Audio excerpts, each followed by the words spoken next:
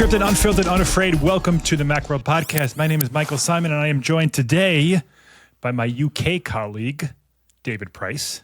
Hello. And my US producer, Roman Loyola. Ahoy there. This is episode number 979. We're getting close, Roman, to 1,000. What are we at? 21 weeks, so yeah. Quick math, 4, 8, 12, 16, 20, 5 months. Shoot, 5 months. five and change. So today we're going to talk about the iPhone 17e. David got a chance to try one out, wrote a review. So I'm going to talk to him all about that, what he liked, what he didn't like, who should get one, where Apple goes from here, maybe some MacBook Neo stuff. You know, we'll hit all those points.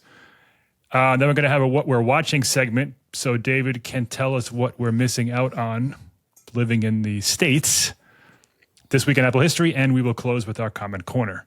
Speaking of comments, you can contact us through Blue Sky, Facebook, Threads, search for Macworld, look for the Blue Mouse logo, send us an email at podcast@macworld.com, send us a personal email, comment under a video, comment under a post, get us your thoughts, and we will talk about them on a future show. Okay, Roman, I know we were supposed to be done with the Apple 50th stuff last week because I'm tired of it. You're tired of it. And I'm sure our listeners are tired of it. But I can't have David on the show without talking about his list of the top 50 Apple people of all time. So before we get to the 17E, give me maybe 5 minutes. We'll see what David has to say. But 4 minutes. I can't possibly do it in 5 minutes. 6 seconds per person. I will. So if you didn't see on our website, and Roman will put a link to it in the show notes, David wrote a very exhaustive, historical, excellent list of the top 50 people at Apple to celebrate their 50th anniversary. We ran it, was it 2 weeks ago? 3 weeks ago? I don't know, whatever. The week of April 1st. And, I like to think that I know Apple's history pretty well. I learned a lot from it. If you haven't read it, you should check it out. And we'll run through the top 10 quick. But first, I just have one question for you, David. Are there any regrets? Did you print this thing or, publish this thing and say, you know what, I shouldn't have put so-and-so in, or I wish I would have put so-and-so in? No, I thought about this for a long, long time. I was talking to a friend about this list in the pub last night, and he thought that it was very boring that I put Steve Jobs at, shall I give away where I put Steve? Sure. Yeah, we can have spoilers. It's fine. Yeah, I put Steve Jobs at number one, and he said, "Oh, that's really predictable." And I just thought, you know what? I don't care that it's predictable. It would be ridiculous to have anybody else there. So I think there's a few names in the list. There's a few rankings in the list that I think people will disagree with. Sure. But I don't really mind that. Like we got Al Gore in there, and I just wanted to put Al Gore in there, and maybe there are people on the original Macintosh team that should have been there instead of Al Gore. Mm-hmm. But I think it's all right. I think it's a good list, and we spent a lot of time. So I talked to the rest of the team about moving people up and down, and people made a lot of suggestions. So I think it's a solid list, a solid 50 in the end. Yeah, I agree. I was actually worried. So as an editor, I get the final say, so to speak. But I didn't want to mess with any of your rankings. This is a personal list. I edited, content, little word stuff, but I didn't change any of the numbers, and I wasn't going to. But I was concerned that you would put someone else at number one just because people expect Steve Jobs to be number one. And as you wrote in your, explanation, it can't be. He has to be there. No. So I wrote an article, I think last year it was a little bit devil's advocate. I was arguing the point that you could say that Tim Cook has been a more effective CEO than Steve Jobs was. Sure. Steve Jobs was, but this is a slightly different criteria, really. This is saying who is the most significant figure in Apple's history, who has contributed the most to Apple being the company they are today. And Steve Jobs he's the founder. You know, he was hugely influential in the early years. He went away and they almost collapsed. He came back and reinvented the company. He's head and shoulders above anybody else. And that's despite, because I mean, you've read my article and you had to wrestle with it. I waxed quite poetic about most of the people in the top 10 because there have been some amazing people working at Apple, but yeah, it had to be Steve Jobs. And I think, and if I hadn't chosen Steve Jobs, and I'd come back from holiday and you'd switched them around, I don't think I could really have complained because it would just be. You remember there was that Game of Thrones controversy where somebody just where they decided to have somebody else kill the Night King from the person you expected, and they just did it. They seemed to just do it to be different, and it made no sense. I don't think you can do that for no reason. So yeah, Steve Jobs all the way. I mean, there are rankings of other computer companies, most of them probably where he would be listed without working there, because he's. Yeah. I mean, the things he did are so influential that it's impossible. Tim Cook, arguably, as you said, was more successful, certainly with growing the company, like financially, and to be the biggest, most profitable company in the world, and also had an effect on Google and Microsoft and everything else. But without Steve Jobs and what he did, we wouldn't know who Tim Cook was. He'd be some low-level executive at Hewlett-Packard and maybe even CEO of Hewlett-Packard, but we wouldn't know who he was, not like we do now. Yeah. So, all right, let's just run through the top 10, if you don't mind, David. And if you want to comment on any of them, I don't think we have time, Roman. He's going to yell at me because we're already several minutes into this. But, all right, we'll give like a 30-second. You can give, if you're able to do that, like a quick little 30-second why you picked them. We'll go quick. So number 10 is Susan Kare. Designed all the typefaces, the icons. Was an actual artist in the Macintosh team. So the whole of the rest of the team were technical people. She came in with I think zero technical background. She was a fine artist and I think a crocheter, and then she had that sort of mixed medium background, and she literally used those skills to create pixel art, and was a sort of pioneering pixel artist, something that hadn't been done before. And her icons are still being used today. Her typefaces are still being used today. So hugely important. Yeah, really responsible for Apple's identity, fonts, as you say, typefaces, and those little icons, the Happy Mac. Like we still kind of have that today. Like it's remarkable how she was able to capture Apple's spirit in these teeny little icons.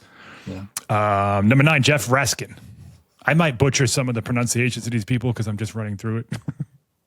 So correct me if I'm wrong. Yeah, Jeff Raskin, he came up with the idea of the Macintosh essentially. So he theorized it, because he was really into the idea of computing for the masses, computing for the people. And he wrote papers on it and the idea of what it would mean to have a personal computer for everybody. And then he said, let's do this. And he evangelized for this idea within Apple. He said, let's do this. They started the project. He named the Macintosh. That was his favorite apple that he liked to eat. And he pushed it. He got it to a certain point and then he was removed. Then Steve Jobs came along and said, I think I'll take over the Mac project because that sounds fun. And this is one of many examples when I was researching this of sort of examples of Steve Jobs's cruelty and pettiness of character, that he wanted to strip Raskin's identity completely off the project, and he wanted to take away the name Macintosh. He wanted to rename it the Bicycle, which would have been awful name. But he redesigned a lot of ideas. He wanted to use the GUI ideas that they'd got from Xerox PARC and they'd used on the Lisa project. So it ended up being quite different from what Jeff Raskin had originally come up with. But he's the one that started the Macintosh, and it changed, but without his input, the Mac wouldn't have started. So he's really important.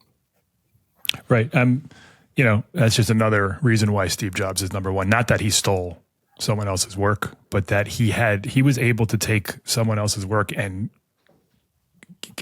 find the core importance of it, remold it, and then bring it to, a viable consumer product. Like he did that numerous times over the years. We're going to skip to number 5, Roman, so you don't get too upset. We don't have time to go there all 10. Tony Fidel, number 5. Yeah, the father of the iPods. Yeah, I'm gonna shorten these. Yeah, but yeah, he was. So again, what we had with the Jeff Raskin, Steve Jobs thing, it was Rubinstein was originally working on the iPod, and then he brought in Tony Fidel, who had experience with working on mobile music players, portable music players. But he came in and he got it over the line, and the general feeling is that he did more to create the iPod than Rubinstein did. And the iPod, I mean, you guys will probably disagree, but for me, the iPod is the single most important product in Apple's history. It's the one that tipped them over into being this monster that did everything. Yeah. I don't disagree with that at all. The iPod was the first non-Mac hit that Apple had. It made it culturally relevant in a completely different way than it had ever been before. So yeah, I don't disagree with that at all. iPod was super important. Yeah. And Johnny Ive, carry on. Yeah, no, I mean, yeah, Johnny Ive doesn't need an introduction from me. Yeah, we can skip Johnny Ive. Oh, poor Johnny though, getting skipped. Steve Wozniak, people know he was the co-founder of Apple with Steve Jobs. Yes. And an altogether nicer man, which yes. which is a positive and a negative, because if he wasn't quite so nice, he might have made more money. But right. I mean, I'm sure he's doing just fine, but yeah. There's that whole what if scenario of what would have happened if he hadn't had his plane crash. And he was out of action for, I think, several months. And while that was going on, I think he would have been on the Macintosh project with Raskin and then later with Jobs. But because he wasn't available, it became entirely Steve Jobs' baby, and sort of the path of history slightly changed. But the what if thing, there are so many of those in this list. Yeah. Like if this thing didn't happen, if that thing didn't happen, like it's wild how, Apple's a $4 trillion company, and it comes down to a phone call or, as you say, a plane crash, which Wozniak was the pilot of that. Wasn't he the pilot, Roman, of that plane? Like it wasn't plane crash, but he was also somewhat responsible for it. But like there's so many little instances. Steve Wozniak for his crash. No, I'm not blaming it. I'm just saying it just deserves some context. Yeah. Us, But little tiny decisions, like even like number 10, bringing on Susan Kerr, like if a different person had done the icons, like maybe people don't respond as much if they didn't change the logo because it was this ornate, thing. Just incredible. All right. Number 2 is Tim Cook. Number 1 is Steve Jobs. We don't have to talk about that. We're already 13 minutes in. Roman is he's going to yell at me after this is over. But it's an excellent list. We will have the link to it underneath this if you're watching it on YouTube or wherever. Go check it out because it's long, but it's worth the read because they all kind of relate to each other. Like it's not chronological, obviously, but it is very much in the sphere of influence how one person relates to another, and it's a fascinating history. I don't know of many other companies that have this like rich tapestry of people that helped form what it is today. So, good job on that, David. And good job on your iPhone 17e review, which he wrote it a while ago. I held it. I was waiting for you to email me over. You were on vacation last week. I was waiting for you to text me and say like, hey, how come my review hasn't gone up? Because I didn't want it to get lost in all the 50th stuff. So I kept it for this week. But you tested it for a little while. Are you still using the iPhone 17e or did you go back to the 17? No, I'm still on the 17e. It's on my list of jobs for this week, actually, to go back to the 17. But I think that's a measure of how little of a downgrade it's felt to me that I haven't yet bothered to go back to the iPhone 17. It's weird the things you miss and the things you don't miss. To explain the context, I've been doing 2 iPhones sort of a year for the last couple of years. So last year I went from the iPhone 16. I think it might have been the Plus, so it was a bigger screen, but I went from the 16 down to the 16E, and then I've gone to the 17 down to the 17E. So each time it's theoretically been a downgrade. And the 16E last year, it felt like a downgrade, and I gave it quite a negative review. I didn't think it made a lot of sense as a product. This one much less so. I find the notch is sort of annoying from a sort of muscle memory point of view, like because lots and lots of apps, lots of websites, you have that thing where you tap at the top of the screen to jump up, and I really like that gesture. But you've got less space to work with somehow when the notch is there. You've only got this little sliver. When it's the dynamic island, you can just, it's much easier. And this is such a repeated gesture that you're constantly annoyed of, why is the notch there? It's not so much the functionality of the dynamic island that I like. I mean, occasionally that's useful. It's mostly that it just takes up a bit less space and is less sort of obtrusive. So I don't love the notch, and I don't love the fact that it doesn't have an always on display. Yeah. Those are the only 2 things really that have annoyed me. The weaker camera, the slower processor, the weaker battery, the slower MagSafe. None of those things really bother me on a day-to-day basis. I barely even notice them, to be honest. So, yeah, I think it's fine. I think it's a decent phone. Yeah, I went from the 16 Plus to a 17. Oh no, it's not a 17. To the Air. Similar type of thing. I gave up the extra camera, smaller screen, but I don't miss those things either. Like, it's funny, the things that you think you're going to need on a phone versus the things that you actually use in practice. So the 16E you tested, and your biggest complaint was the lack of MagSafe. And I don't disagree. Like, I think Apple probably held it so the 17E looked like a better phone in comparison by getting it. But it's an important thing. And like, every night I pop it onto my nightstand. It's a little, like a little arm that like works as like an alarm clock.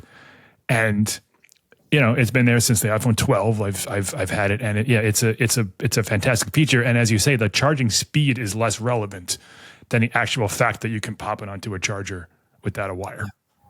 Yeah, because wireless charging generally is fiddly. Right. You have to hit the sweet spot. You're sort of tiptoeing around where it is in case you nudge it and it goes off the sweet spot. And right. And MagSafe is just, it takes everything about wireless charging and makes it nice.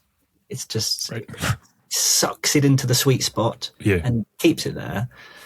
And I really, really like it. And I really missed it when I had the 16E. And I tested it, so it's only 15 watt, the MagSafe on the 17E.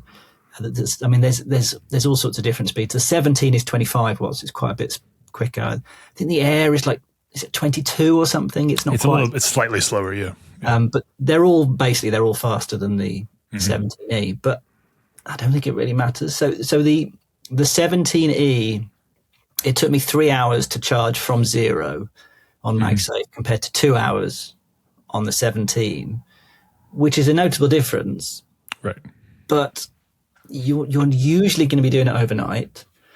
And if you are charging it, and if time is in any way a factor, if I need to charge, I need to get an extra 20% before I go out, and I've got to leave the house, then you use a cable. Like, in any situation where speed is a factor, I don't really see why you would then go, I'll use MagSafe. MagSafe is there for the convenience of the overnight charge. The cable is there for speed. So it's fine, really, to have slower MagSafe. And I was annoyed when I heard about this, because this has been a sort of feature of the 2E iPhone launches. Each year they've lured us in. They go, it's cheaper and it's mostly got quite a good spec line, but, and then there's a series of buts, and this was one of them. And they said, you get MagSafe this year, but it's only 15 watts. And it was annoying. And I still like it to be 25 watts, but in reality, it's fine.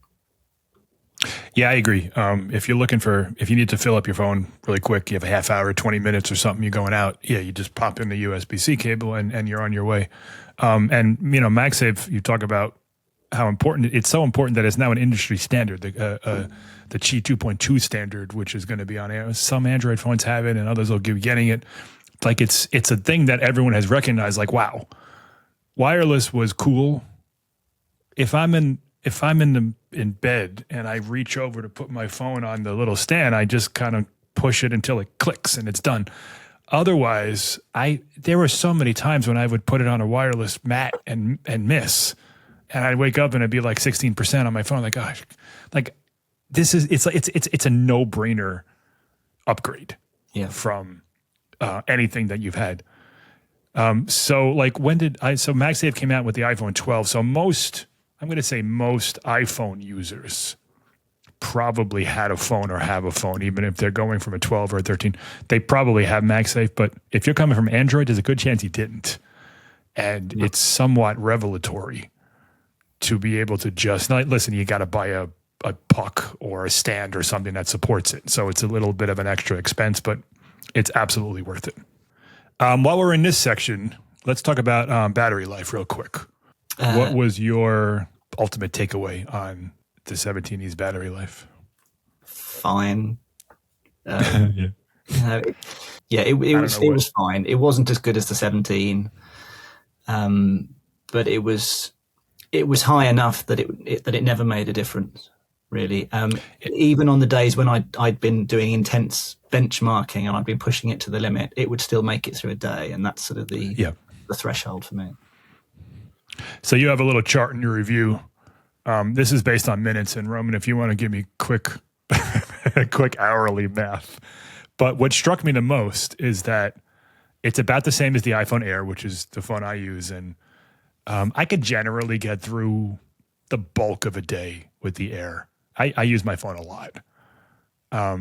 I might have to throw it on a charger at like 9 o'clock at night for an hour or two before I go to bed, or like right now I'm doing the podcast and I have it on like a little desktop stand. Like I might have to do that stuff. Otherwise, it gets through a day. But on this list, it lasts longer than the 16E. It lasts as long as the 16 and quite a bit longer than the 15.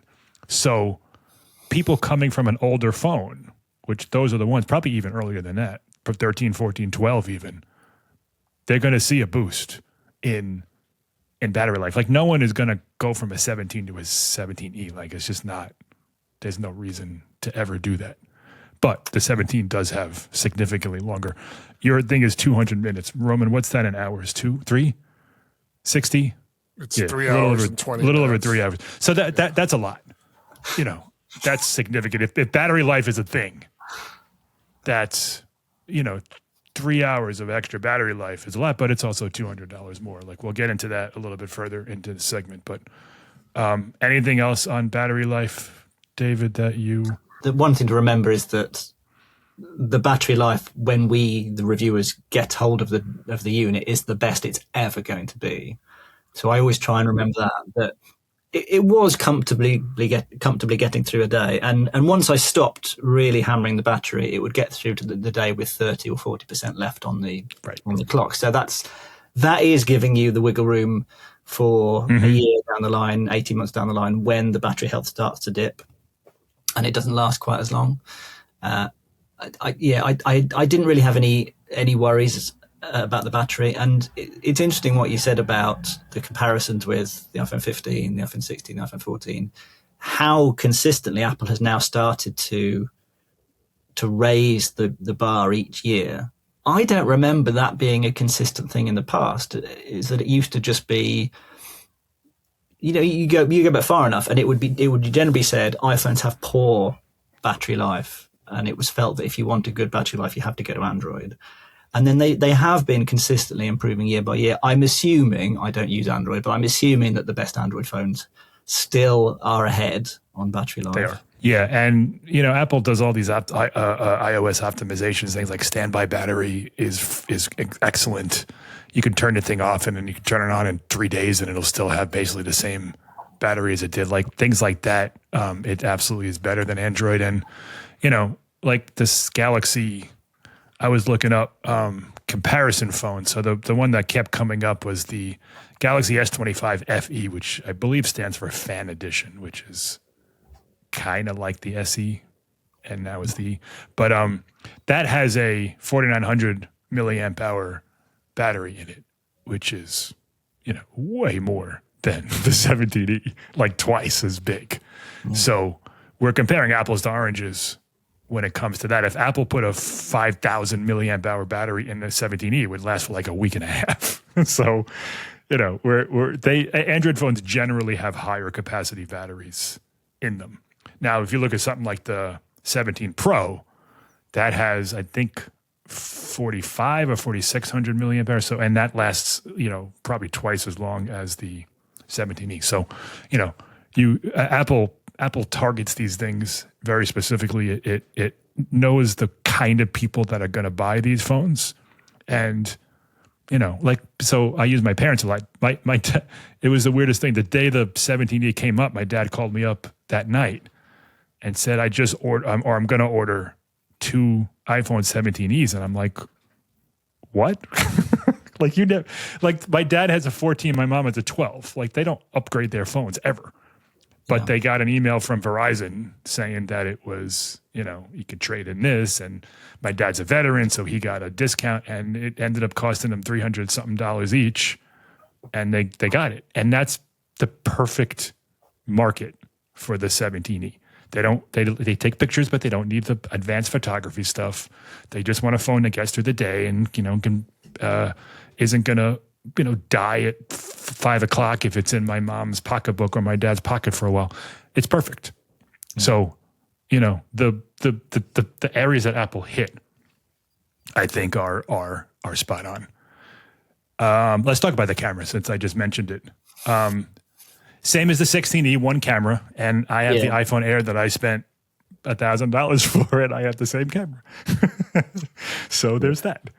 Yeah, it's sort of disappointing. It's obviously more disappointing for you with your iPhone Air that you only get that, but it's still basically fine. The thing you have to explain to anybody that asks about this for general advice, like your parents, like my parents, is that when we're testing, when we're reviewing the special process, we are going and seeking out those borderline situations, those particularly challenging situations. There's a photo I took in the review where I deliberately went down a road and looked up at the sun and took a photo of some houses with the sun just pointing directly into the lens. Just appalling compositional strategy, just to test it. That's the thing. And then we walk, and then we go away and we say, oh well, if I'd done this same shot with the iPhone 17 Pro, then maybe the smart HDR would have had more processing power. It would have been able to maintain the color fidelity slightly better. But 99% of the time, you're not going to be taking those sorts of photos.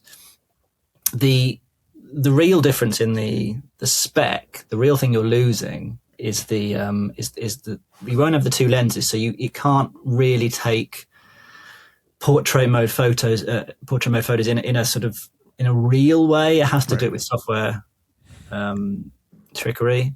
So it's having to, instead of it being able to take two exposures from slightly different angles and thereby seeing the 3-dimensional shape, it's having to try and decide which part is a human face, and that fail. So I did some portrait modes, and it was of my face, and around my hair, the 17E, it got confused by that sort of feathering you get on short hair, and it blended in with the background a bit and created a shape around the side of my head. And when you zoom in, as I say, to test, to see which one is the best, then clearly the iPhone 17 is the best because it has the extra lens, because it has greater facility at doing portrait photography. But if you just take the photos, you don't really notice the difference. It will only be these edge cases, these occasional situations where you say, I've lost out here, by spending $200, $300 less, I've got a weaker camera, but most of the time you don't notice the difference. Most of the time the camera is fine, which I think is what's happened with the iPhone Air with you, that you've... I love the iPhone Air. And Okay. I would buy it again in a second. Really? I didn't expect you to say that. It's the design. So my son has a 17, my wife has a 16 Pro, and I use their phones here and there. And every time I pick up their phone, I'm like, this thing is so clunky and ugly. Like, I just like the feel of that thin phone. So the way the plateau is high enough where I never even noticed that thickness, the bulbous top. It's fantastic. I would, like I said, $1,000. I'm perfectly happy to spend. My son asked me at the time, because he said, like, well, what's your phone or whatever it was, when he got the 17.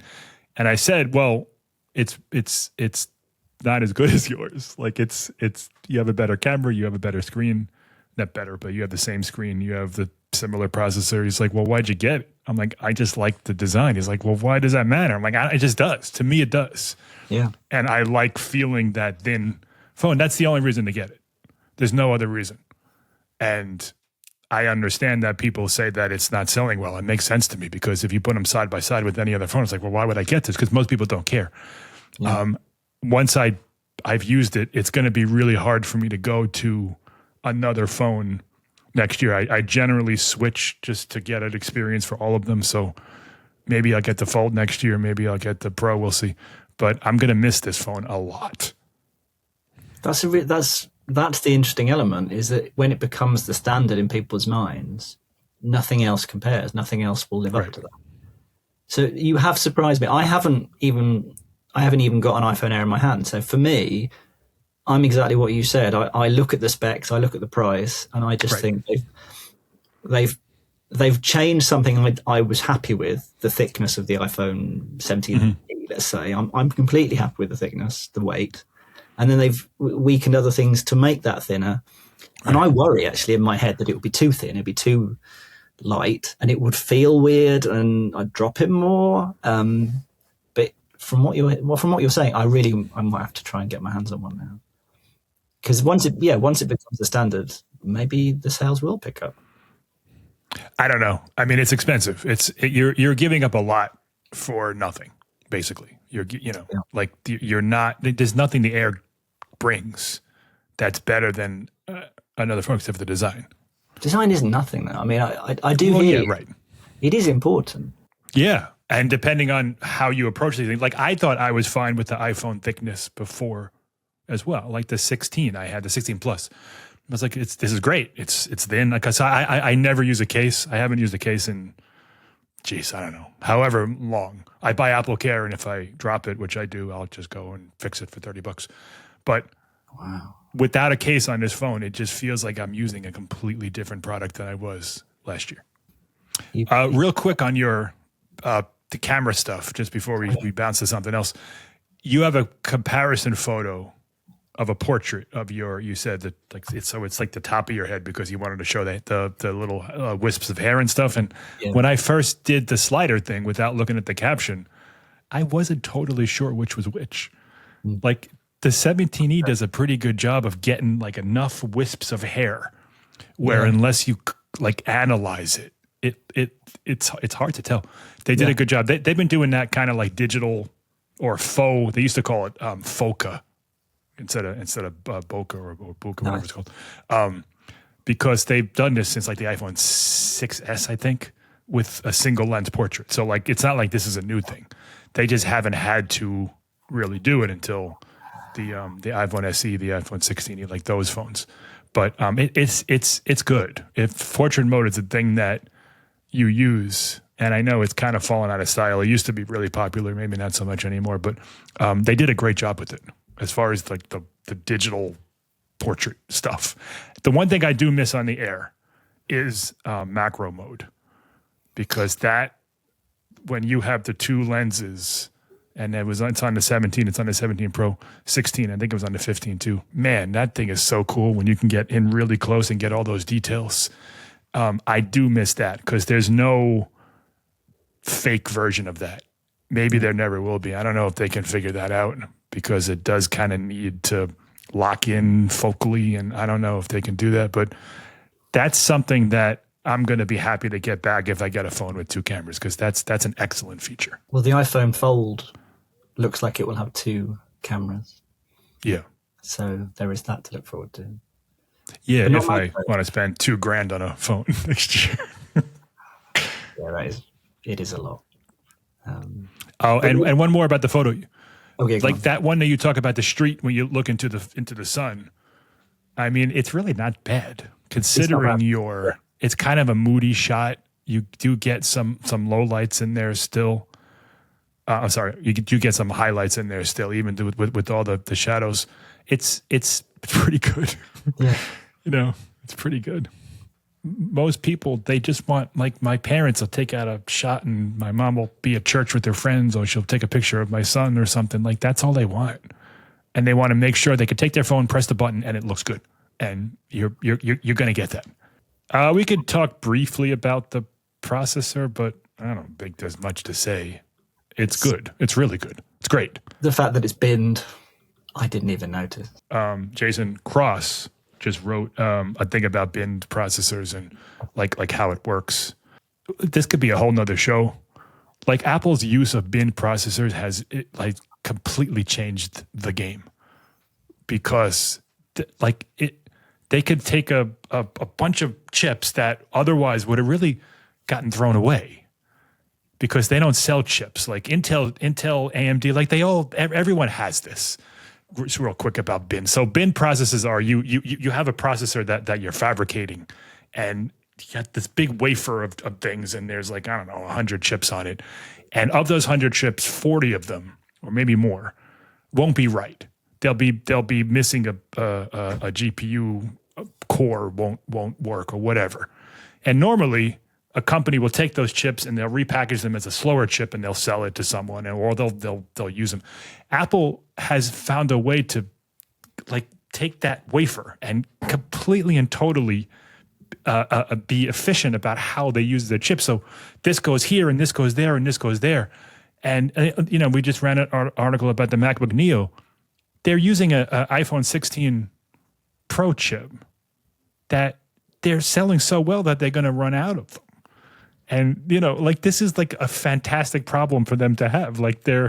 They're not spending more on the chip. They're not making more chips. And now the products that they're using them in are selling so well that they can't even keep up. So, yeah, it's a great chip. You're missing out on a GPU core. You can check out David's benchmarks. All right, so that's a good overview. Who, in your opinion, David, should buy or consider buying an iPhone 17e? Lots of people, really. It's a good choice, particularly I think you said your parents are on the iPhone 12 and the iPhone 14. Yeah, those are 2 very good examples of people that will see a noticeable upgrade when they switch to the 17e without spending over the odds, particularly if they can get discounts. If you're coming from Android, it would be quite a nice one to come to from Android. If it's your first ever smartphone, I don't know if there's many people like that out there anymore. Yeah, right. it would, maybe for a kid. That would be a very generous gift.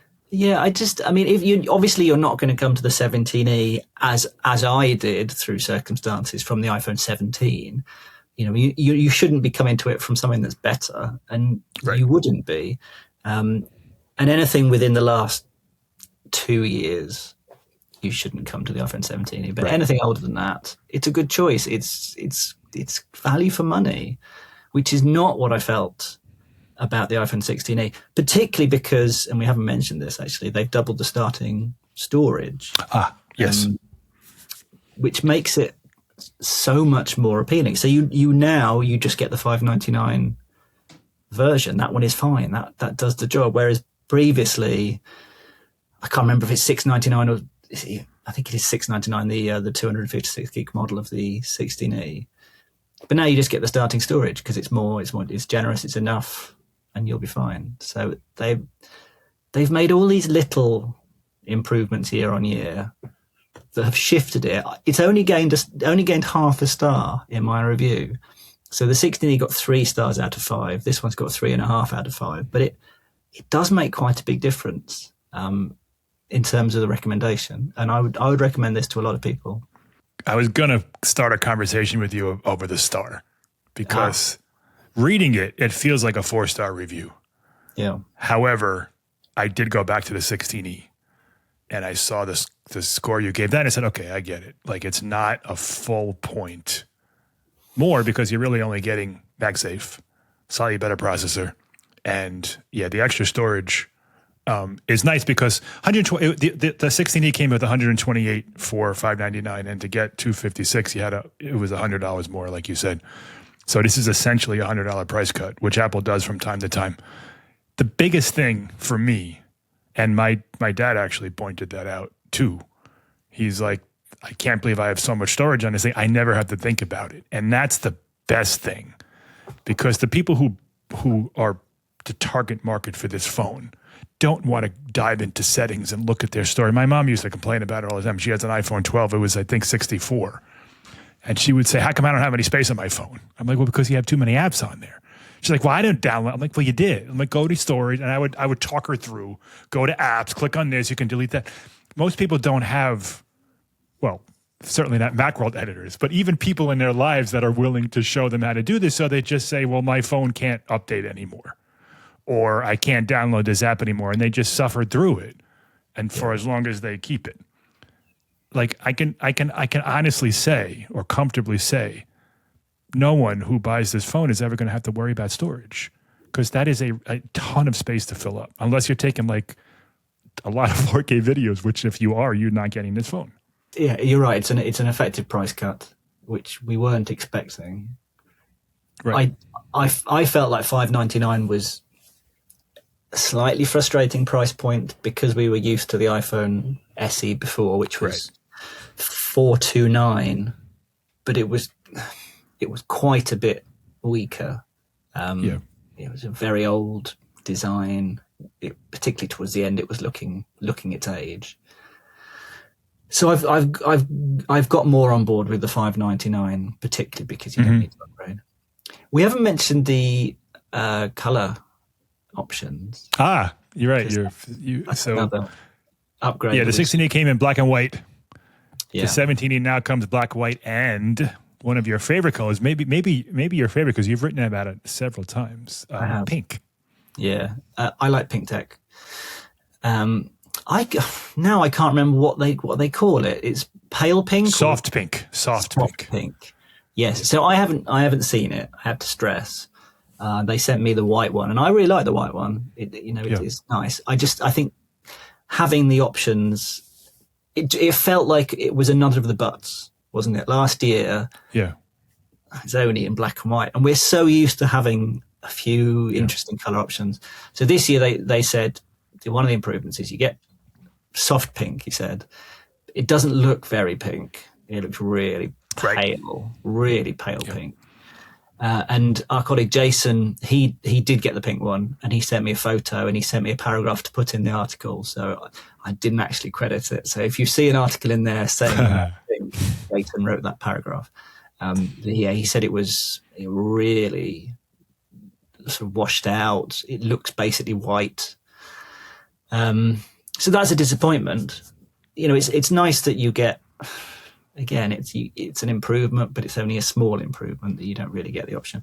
But I know that most people, I don't know about most people, I know a lot of people don't share my interest in pink technology. Maybe I'm in the minority there.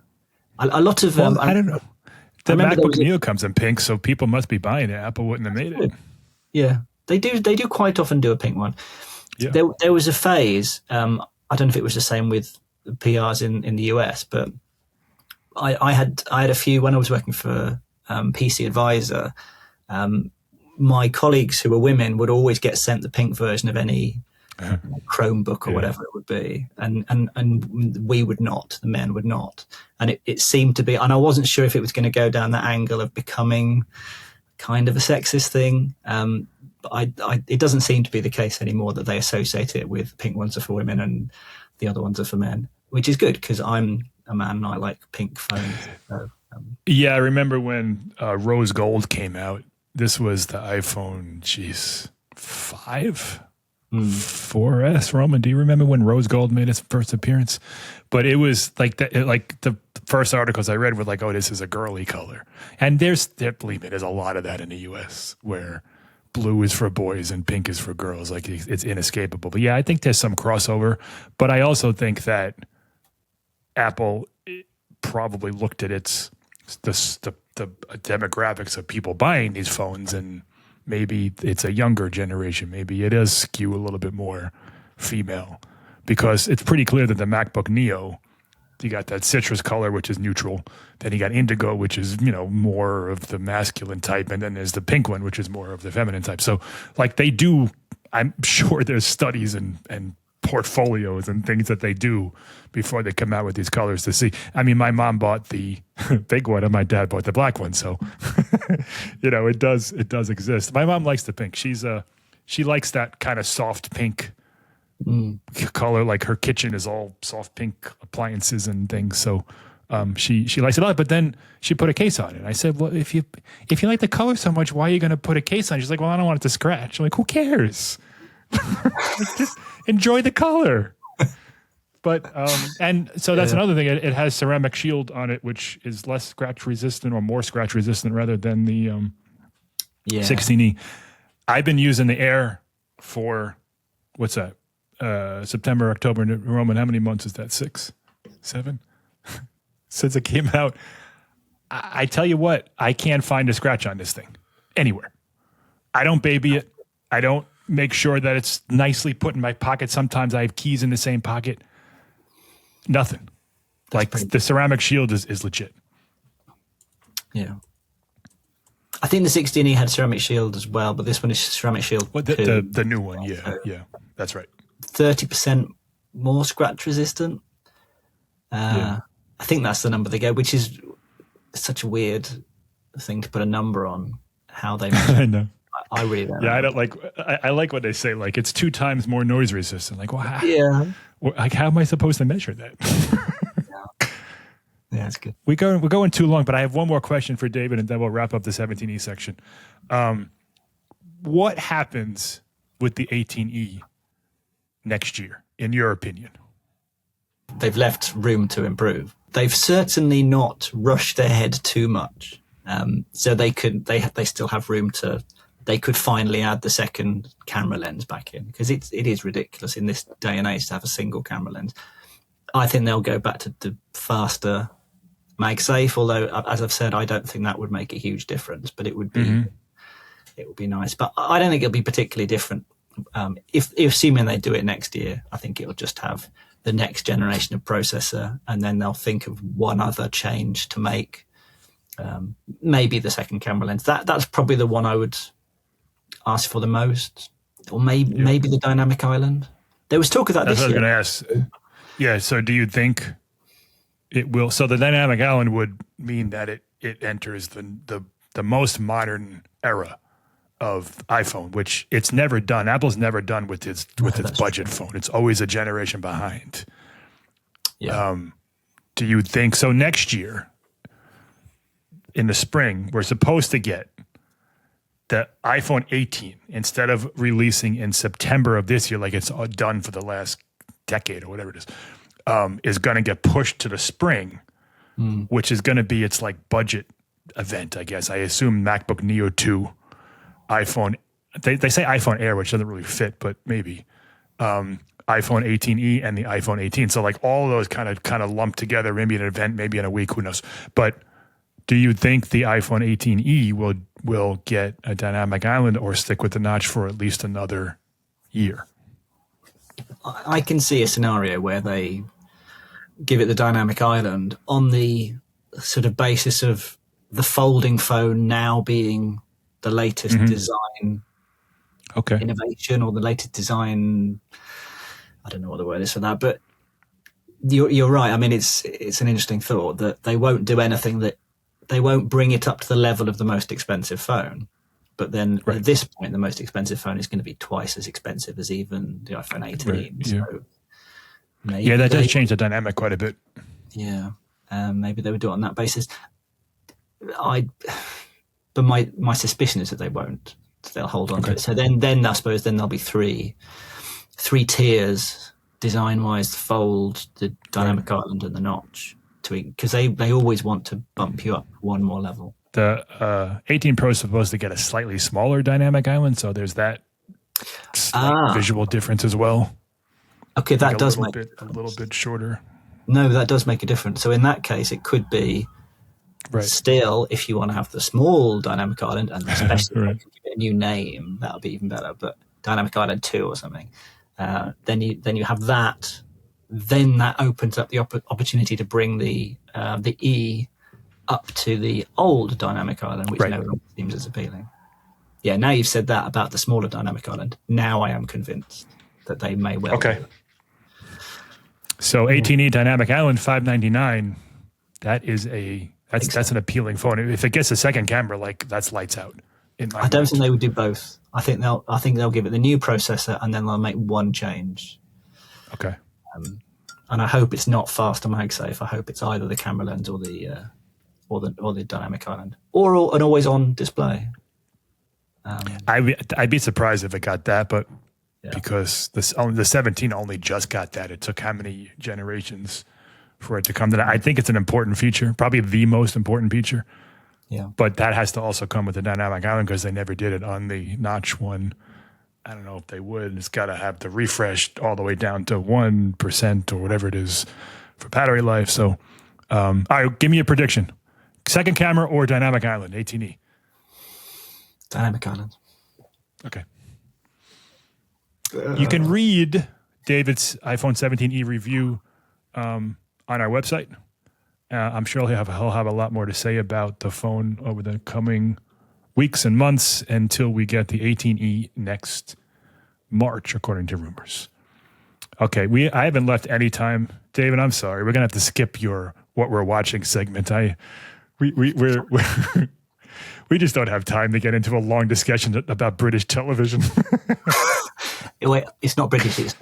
I'm going to barge in. It's the Newsreader, and it's Australian, and it's really good. But anyway, that's fine. Australian television. Now I'm more intrigued. We'll have you on again so we can talk about this stuff. Okay. All right, Robin. Let's do This Week in Apple History, because this is going to be a couple minutes. So this week in Apple history, on April 19th, 2010, so about 16 years ago, Gizmodo, the website, published an exclusive scoop of the iPhone 4. Now, in retrospect, now that we look at it with today's eyes, it doesn't seem like that big a deal because we see this kind of stuff all the time. But back then, it was sort of a big deal. And the circumstances of the story, it's kind of wild. Yes.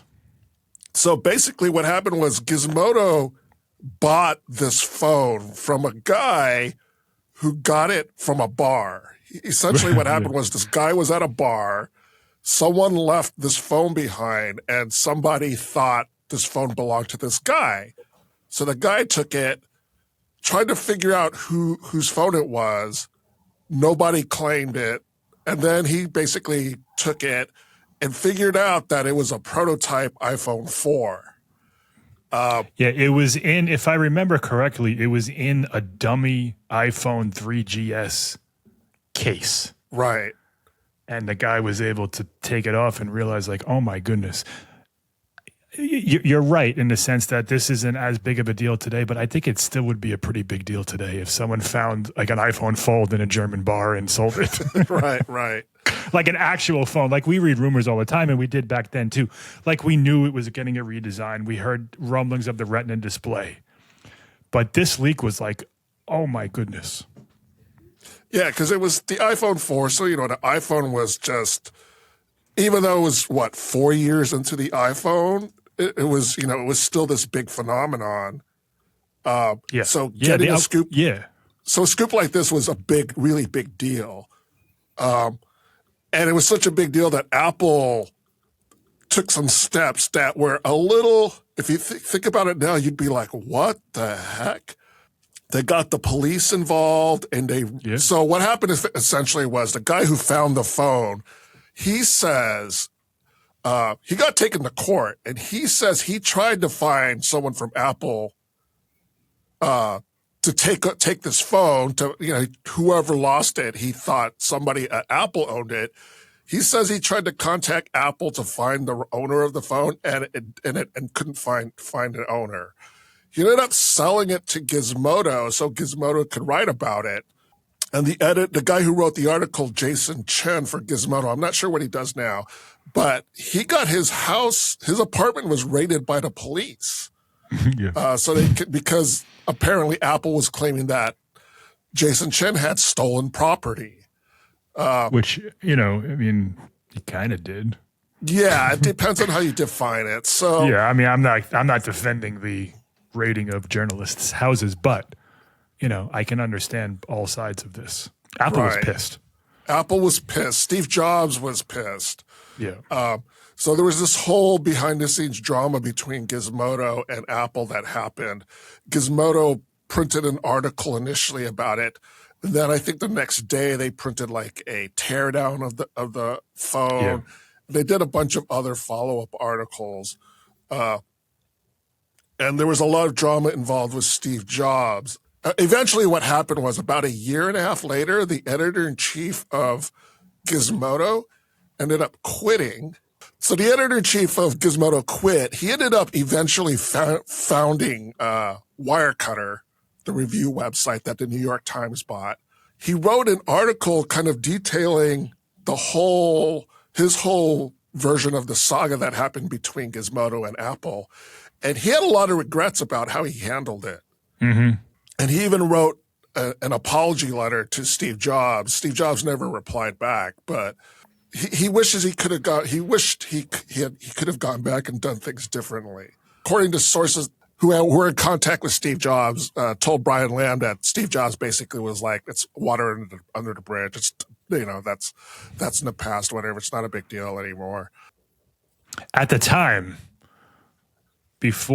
so this was April, the iPhone at that time was announced at WWDC, which was June. So this is a couple months before it was supposed to come out. The iPhone 3G and the iPhone 3GS were variations on the, iPhone 1.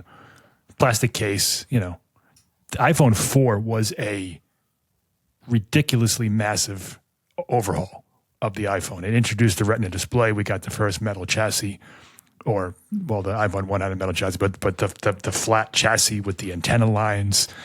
It was gorgeous and a completely different chain. And Steve Jobs, he's not stupid. He knows when he has a hit on his hands. And Gizmodo basically took all of their thunder away before WWDC happened. The iPhone ended up being a hit. The iPhone 4 ended up being a hit, which is why it's water under a bridge. Had it not been, I think this guy would have been in big trouble. I think Steve Jobs was fine with it because that was also antenna gate was part of that. Like the iPhone 4 was a whole thing. But that phone was just incredible. And I can't imagine working on Gizmodo and touch and getting your hands on this thing. You'd be like, oh my God, this isn't like people today the difference between the 16 and the 17 and what's going to be the 18. Okay. It's academic. Back then, the iPhone, every couple of generations had a massive change. And this was the first of those. So it was a big deal when this got leaked and spread all over the place. It says here, I'm looking online, Gizmodo paid $5,000 and didn't even pay the full amount to the guy who gave it to them. And not only did they get probably millions, tens of millions of page views, we still talking about it 16 years later. The iPhone 4 leak was like, I can't even imagine for their notoriety, good or bad, was invaluable to Gizmodo. Roman, do you know what it was that he regretted when he said he would have handled it differently? Because I'm with Mike. This seemed, in retrospect to me, and at the time actually, it seemed like they handled it with quite a lot of diligence. I mean, they say they tried to contact Apple. They say they offered to give it back if Apple would just ask them formally for it, so they had proof it was real. What did you think he got wrong? So Brian Lamb, in his article that he wrote, he makes it sound like he felt like they were very arrogant about what they were doing. And he has a lot of regrets about how they handled those kind of things. He also felt like they were kind of, at one point, these are my words now, not his words, but at one point they were kind of like getting blood from a stone type of thing, where they were kind of like, it had kind of run its course, but they were trying to get a little bit more out of it because they got so much attention out of it. So they were trying to, maybe blood from a stone is the wrong cliche, but they were going to the well many times over again with that particular story. Well, I'd still be running it if I was in charge of that site. What are you kidding me? Well, the article's still on their site, and I was just looking at it. Yeah. And oftentimes you see, like, for instance, our website's a good example. We've transitioned so many times that articles get distorted in one way or another, whether it's a layout or whatever. You can tell they maintain this article. Yeah. Even though it's 16 years old, because it probably gets traffic for them still. I'm sure it does. If Gizmodo ever becomes like a defunct site, they're just going to put that article up at gizmodo.com. Like that was the one. So I'm looking at the article. I can't read it because I don't have time to sign into the Atlantic, but it says, Steve Jobs was a kind man. My regrets about burning him. It sounds like he's a little upset about Steve. I don't think I've ever heard Steve Jobs and kind man in a headline before. Yeah. And given the heavy-handedness of their response, I struggle to sympathise with Apple in this scenario. I get why they were annoyed, but to sick the police on the guy that just wrote it, it's a trouble. Sure. I think a little bit also is Brian Lamb's nature, because as I understand it now, I don't know Brian Lamb. I've only read stories about him. Apparently he lives in Hawaii now and just lives the good life. Poor guy. So I mean, so I guess it kind of went against his nature to be a little, to be that kind of, I don't know, driven type of person. So maybe that had something to do with it. When a story like that falls in your lap, I mean, Macworld, we run exclusives here and there. And sometimes I think like if Apple were to read this, what would they think? And I understand, like I would probably lose weeks of sleep before we published an article that big, but I would have done the same thing. You do you take the steps necessary. You contact Apple. You try to figure out, but man, I ain't giving that up. Like even the way they wrote it, like you could read, like they're like, we are so proud of this. Yeah. Like, everyone else back off because the next 2 months are ours. Yeah. Well, I think that whole incident also kind of changed Apple's approach towards the media because they used to go after, like, there was a guy, I forgot his name, was it Nick DePlume? Yeah. The Think Secret guy? Think Secret, yep. Yeah, they used to go after guys like that all the time. I don't know if that was his real name, but yeah. But they used to go after sites like that all the time, and now they don't even. Yeah, Think Secret, they famously planted a fake story that Think Secret ran. I think they still do. Like, I mean, John Prosser is fighting Apple at the moment. That's true. Over a somewhat similar. I mean, it sounds like a little bit more, like more theft than loss, but it's not all that dissimilar to the Gizmodo thing. Yeah. But back when when the iPhone 4 launched, Apple was not Apple like we know it. At any moment it could go bankrupt. Like it still wasn't. It was getting there. The iPod was huge, and the iPhone was starting to take off, but it wasn't this. Again, I'm not defending. I understand what you're saying, David. And as a journalist, I wouldn't be happy if there's all sorts of protections in place, but I can understand why they would be like, and I wonder what happened to that guy. Did we know anything about the guy who forgot the phone in the bar? Is he in a ditch somewhere? As I understand, the guy who lost the phone kept his job at Apple, but he's not at Apple anymore. I don't remember his name. Is it Tony Fidel? It's Tony. So, but yeah, he I think he stayed at Apple until about 2017. So he was there for a good while. So I don't know he's if I'd be working able in to AI. recover if I made a mess up that bad at work. Yeah, that would be weird to walk around It would. the office. Even if I that wasn't guy. handed my walking papers, I don't know if I'd be able to come into work the next day. Yeah. All right. Yeah, I can comfortably say we'll never have a situation like that again. I don't think the iPhone Fold is going to pop up somewhere. Like Apple, they've changed the way they do things, and they have to. But that was a wild time. Yeah. Do you remember though, during lockdown, there was a period when we were getting more leaks for a while because engineers were having to take products home. Oh, sure. Yeah. Yeah. There was just like this little spike I remember Apple were really trying to get people back into the office, so they probably weren't locked down very long, but there was a spike, and there's always the supply chain as well. You know, like Yeah. I think they call it in the I'm reading the Gizmodo article, and they called them the secret police. It's like, okay, there's that team that goes around Apple, like making their only job is to make sure people don't blab and you know, making sure you don't take things out of the office and this sort of thing. But they can only control what's in Apple Park. They can't control the massive Asian supply chain. You know, they're not in India and China and Vietnam. So there's always going to be some degree of this sort of thing. But yeah, I mean, those people want to keep their lucrative contracts with Apple. So, but yeah, you're right. There's so many layers of along the way for things to leak. And listen, leaks and Apple, like no other company, it's ingrained in their culture from day one. Like it helps them. The more we publish leaks, the more we talk about.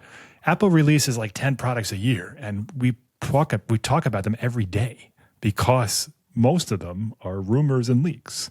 You know, they absolutely depend on that stuff. But the Gizmodo thing still stands alone. But do you think, because as I said, I read the article before we did this. It's a really positive article. Like, oh yeah, because they're excited and they're saying, "Oh, we found this, we took it apart." But then they're listing all the upgrades. They're visibly, audibly, or palpably excited about how good this phone is. It's a real puff piece, really. Right. And I do think, and it got everybody talking. And you said that it stole some of the thunder of the launch. And of course, if that sort of thing became commonplace, we wouldn't care about the launches anymore. But as a one-off, it kind of didn't hurt. Sure. Yeah, I think it absolutely helped them because you're right. The article is like, this is the greatest thing I've ever held in my life, and you need to buy it in 2 months. Yeah. Yeah. And, you know, it was. I had the 4. I mean, the 4 and the 5 are still people's favorite phones to this day. Yeah. Like they were, you know, just intricately crafted, incredible pieces of tech. Yeah. All right, should we move on to comment corner? I guess. Jeez, we were talking. We're for running a long time, long, David. but This isn't usual. No, but you know, David is a special guest. It's okay. We went a little long for this one.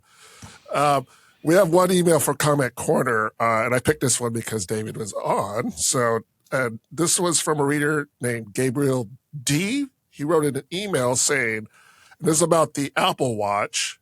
He said the problem is sometimes Apple smartwatches do not deliver what is needed. I would not mind paying $1,000 US. Gabriel is actually in Spain, but he wouldn't mind paying $1,000 US or even more for the Apple Watch Ultra if it had the ability to work standalone, a built-in camera, a web browser, and was plastic instead of metal. You paid $1,000 for plastic? Wait, why? So he actually wrote a pretty lengthy email writing why he wanted a standalone, an Apple Watch that could stand on its own and not necessarily act as like need an iPhone. I mean, it kind of does, but you do need an iPhone to. Yeah, that's the only thing that is annoying about. Not annoying, but that's like the Apple Watch Ultra has 5G and you can hook it up to your thing, but you still need an iPhone somewhere. Yeah. And he's right. I mean, it doesn't have a camera. I always struggle to. I would have a hard time. Like, what am I supposed to do? Like, I look guess this way?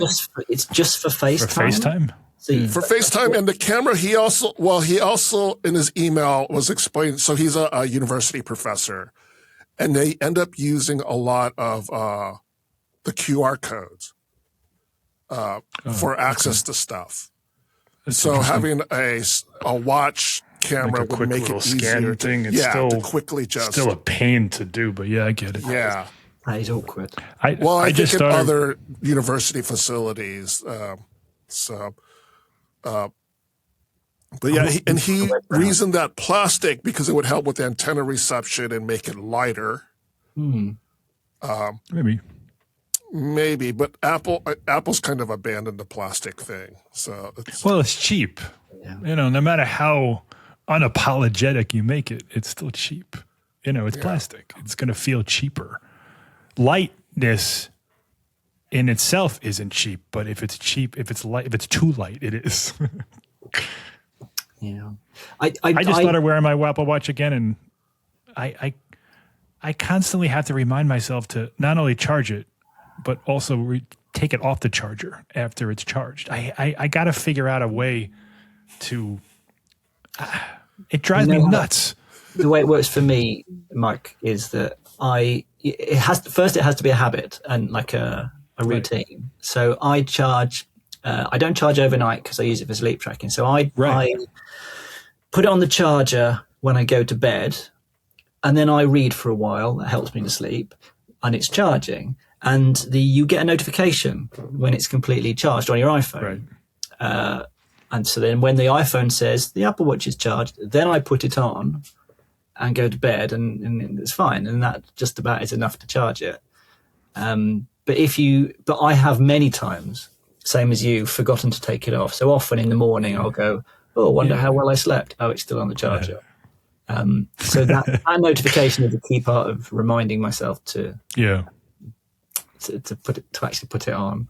I found it easier in the olden days when I had. This is going to sound ridiculous, actually, but I used to have a Fitbit. I used to have a Fitbit and an Apple Watch, and I would use the Apple Watch during the day and then put it on to charge during the night and switch to the Fitbit, which I would then charge during the day.